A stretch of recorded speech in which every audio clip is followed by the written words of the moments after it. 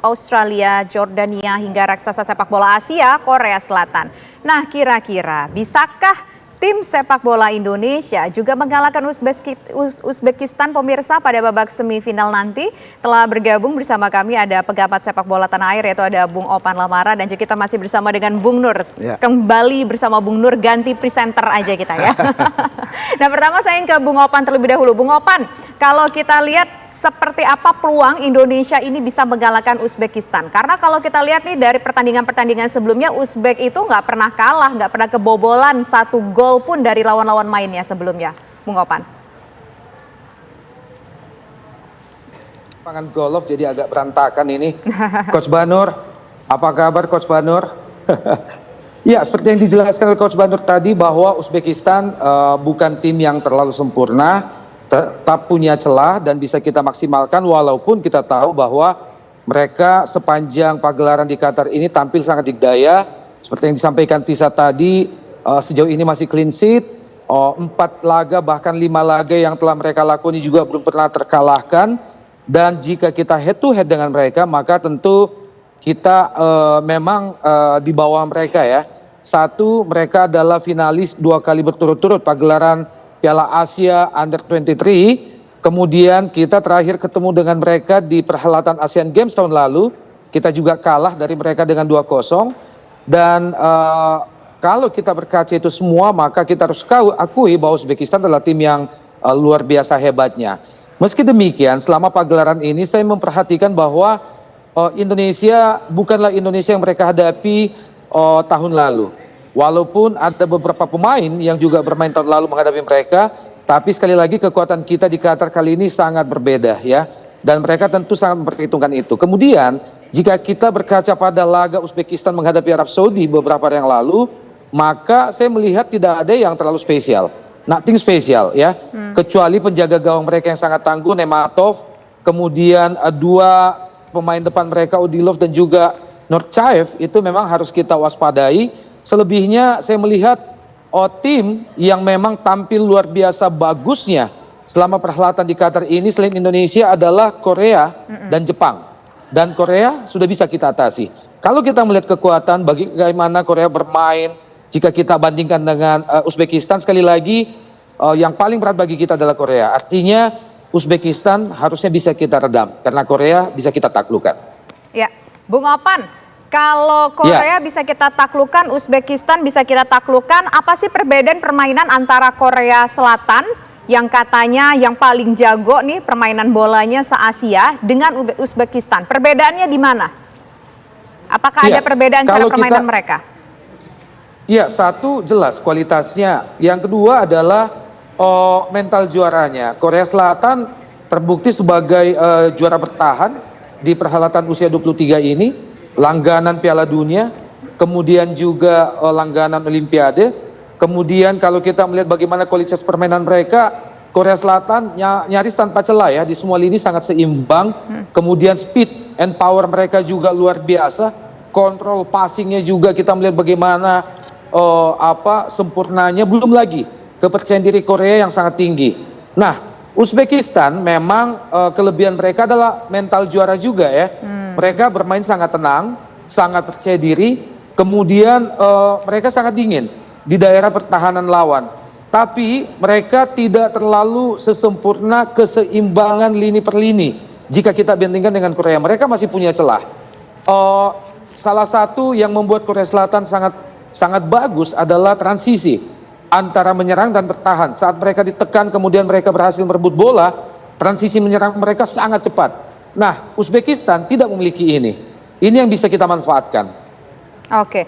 Nah, kita ingin ke Bung Banur. Bung Banur, kalau kita lihat dengan komposisi-komposisi pemain kita, kemudian juga kelebihan-kelebihan kita kemudian membandingkan juga dengan Uzbek ini, kira-kira strategi apa yang akan dimainkan Sintayong? Saya pikir strategi tidak jauh berubah. Yang pasti kalau menghadapi orang-orang besar dengan tubuh besar-besar ini, mereka harus menjalankan seperti mereka main yang sudah-sudah lawan Jordan, lawan Australia. Artinya bola-bola pendek, bola-bola mengalir dengan cepat. direct pass ke depan, karena yang dilawan ini orang-orang apa namanya, badannya orang-orang Eropa sebetulnya kan gitu. Eropa Timur Dan, ya. dan yang pasti Uzbek memang sering mengalahkan kita atau pernah mengalahkan kita, tetapi bukan tim yang sekarang. Tim yang sekarang kita jauh lebih berubah, lebih baik ke arah yang positif. Cara main kita juga berubah, Pak. Kalau dulu memang kesulitan kalau lawan Uzbek. Kalau sekarang Australia kita bisa atasi, terlebih-lebih Korea yang kalau boleh kita bilang dia rajanya Asia, kita bisa atasi. Dan memang tim nasional yang sekarang ini menurut saya peningkatannya bagus. Jadi seperti Bung Opan katakan tadi, ada celah yang kita bisa manfaatkan, ada celah juga yang bisa kita mendapat keuntungan. Contoh besar seperti ini sebetulnya kalau bola-bola pendek akan kesulitan kalau kita lakukan dengan cepat begitu. Akan sulit kita ketika kita main direct pass ke depan, buru-buru ke depan, akan sulit. Tetapi kalau apa yang dilakukan selama ini di babak penyisihan dan plus Korea, saya yakin kok kita bisa lawan Uzbek gitu. Oke, kalau kita lihat pertarungan di lapangan tengah akan seperti apa? Nah ini yang menarik, di lapangan tengah kita punya Nathan sama Jennifer ya. Nathan yang paling, menurut saya yang paling key playernya di Nathan. Nah di sini nanti tugas Nathan bagaimana dia mengkondak sebuah serangan gitu, membuild up sebuah serangan dengan baik gitu. Dan Nathan juga dia bisa mengatur ritme jalannya permainan. Kita harapkan Nathan dan Jennifer nanti jadi jenderal di lapangan tengah lah.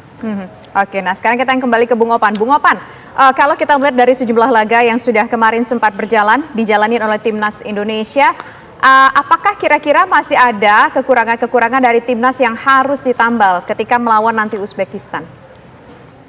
Tisa, satu kalimat yang saya sangat sepakat dengan Coach Banur tadi adalah bahwa kualitas kita sekarang berbeda. Kita tidak hanya berhasil menang melawan Yordania, melawan Australia, dan melawan Korea Selatan. Tapi data dan statistik hasil pertandingan menunjukkan bahwa kualitas kita sangat berbeda saat ini. Kita bahkan mendominasi sebuah laga menghadapi Raja Asia Korea Selatan. Ya. Dan bahkan saya sudah lupa kapan terakhir menyaksikan sebuah adu penalti sampai melibatkan 11 penendang. Ini menunjukkan bahwa mental bertanding anak-anak, kualitas anak-anak, semangat juang anak-anak, teknik individu dan kerjasama tim anak-anak, itu sudah bisa mengalahkan siapapun di benua Asia ini. Apalagi hanya Uzbekistan. Uzbekistan, sekali lagi, kata Coach Banur tadi, memiliki begitu banyak celah. Mereka sangat lambat dalam hal transisi. Kemudian, keseimbangan lini mereka juga tidak semenarik Korea Selatan. Dan jika melihat bagaimana statistik kita mendominasi tendangan ke gawang, sepak pojok, kemudian ball position sangat menghadapi tim sekelas Korea Selatan pun, maka sekali lagi saya hakul yakin bahwa kita bisa mengatasi Uzbekistan di semifinal. Soal kekuatan fisik Timnas kita seperti apa, Bung? Karena kan kalau yang sebelumnya pertandingan kayaknya cukup lumayan lama ya, pertandingannya cukup panjang. Nah kalau yang sekarang ini seperti apa kekuatan fisik kita? Ya, harus kita akui belum seluruhnya menyeluruh ya. Anak-anak yang sudah menjadi langganan timnas senior kemudian ikut berlaga di tim ini, terutama pemain-pemain diaspora, itu kekuatan fisik mereka bahkan mampu bermain lebih dari 120 menit ditambah adu penalti. Kecuali beberapa pemain yang memang harus digenjot lagi fisiknya, seperti Ferrari misalnya, harus ditambah. Hoki Caraka, Ramadan Sananta, kekuatan fisik mereka harus bisa ditambah. Nah, hal lain yang agak mengkhawatirkan kita malam besok adalah ketiadaan Rafael Struijk. Jujur harus kita akui bahwa keberadaan pemain yang satu ini adalah penyebab kita bisa menang lawan Korea Selatan di laga perempat final yang lalu. Rafael Struijk semakin kesini semakin menunjukkan kelasnya sebagai pemain yang bisa kita andalkan di depan. Pemain depan yang bisa memecah kebuntuan. Mudah-mudahan Ramadan Sananta, Stroyer, kemudian Hoki Caraka bisa menutup celah ini. Dan jika harus memilih, maka saya kok lebih condong Shin Tae-yong memberikan kesempatan sejak kick off babak pertama itu kepada Ramadan Sananta. Pemain ini sempat sejak tahun lalu saya sebut-sebut sebagai Erling Haaland-nya Indonesia. Oleh karena itu, beri kesempatan kepada Ramadan Sananta untuk membuktikan bahwa dia bisa diandalkan pasca ketidakhadiran Rafael Struijk. Oke, Anda sepakat, Bung Banur? Iya, dalam sebuah tim sepak bola atau permainan teamwork, itu kejadian seperti ini pasti sudah diantisipasi karena sering terjadi, belum lagi yang cedera. Secara kekuatan di depan mungkin sedikit berkurang, tetapi mudah-mudahan penggantinya Sanantan akan membuktikan sama publik Indonesia bahwa dia juga tidak kalah dengan siapa? Rafael Struijk. Nah, Mas Struijk. Mudah-mudahan itu dia termotivasi, Bung Opan. Mudah-mudahan yang kita harapkan itu. Soal fisik tadi saya menggarisbawahi. Justru saya mengharap mudah-mudahan Bung Opan anak-anak peaknya tidak habis di Korea kemarin. Betul. Mudah-mudahan Sintayong bisa, atau saya yakin bisa menjaga itu. Klimaks, takutnya klimaksnya lawan Korea kemarin. Kenapa bisa dikatakan klimaksnya lawan Korea kemarin? Apa indikatornya, Bung? Indikatornya Anda sudah bilang tadi, lelah dia main, panjang kan pertandingannya. Tetapi Sintayong dan tim pelatih yang lain, saya pikir itu sudah tidak pikirkan apa yang dia lakukan selama menjelang pertandingan lawan Uzbek ini. Harapannya minimal mereka bisa main lagi seperti lawan Korea, Bung Opan. Secara fisik maupun secara permainan. Jadi kalau kita lihat dari kondisi sekarang yang justru kita khawatirkan adalah permainan soal kekuatan fisiknya. Ya, peaknya takutnya seperti itu. Harapan kita sih mudah-mudahan tidak terjadi. Justru harapan saya, mungkin harapan sebuah masyarakat Indonesia, anak-anak semakin kesana, semakin pertandingan ke pertandingan, peaknya meningkat terus. Bukan kemarin lawan Korea. Seperti itu Bang Opan kira-kira. Nah kalau kita bicara lagi nih soal kekuatan Uzbek. Uzbek ini kan kalau tidak salah ada 12 gol yang berhasil dicetak sepanjang pertandingan. 10 gol ini 12 gol ini dicetak oleh sebanyak 10 orang yang berbeda. Nah artinya kemampuan mereka di lapangan cukup merata. Ya, bisa kemampuan mereka atau taktik strategi dari pelatihnya. Jadi scoring itu tidak harus satu orang kan. Kalau satu orang Anda ini jauh bikin gol ini dijaga sama orang umpamanya. Nah ini sepak bola modern tidak seperti itu. Semua lini harus bisa bikin gol sebenarnya. Nah, itu yang dibuktikan sama Uzbek tidak tergantung dengan satu orang gitu. Dan itu lebih sulit untuk lawan sebenarnya. Siapa yang harus diantisipasi karena semuanya punya kemampuan bikin gol dan ada skema di sana, tidak satu nomor 9-nya yang bikin, nomor 7-nya bikin, yang lain juga bisa bikin gol. Oke, Bung Opan, kalau melihat dari 12 gol yang dicetak Uzbek dicetak oleh 10 orang yang berbeda, artinya ini pemain kita mungkin punya kesulitan untuk menerka yang mana yang harus diwaspadai dong Bung Opan ya. Iya, kalau yang perlu paling diwaspadai adalah tetap pemain depan mereka seperti Odilov, kemudian Norcaev. Kedua pemain ini telah menciptakan 4 gol dari total gol yang mereka peroleh sejauh ini.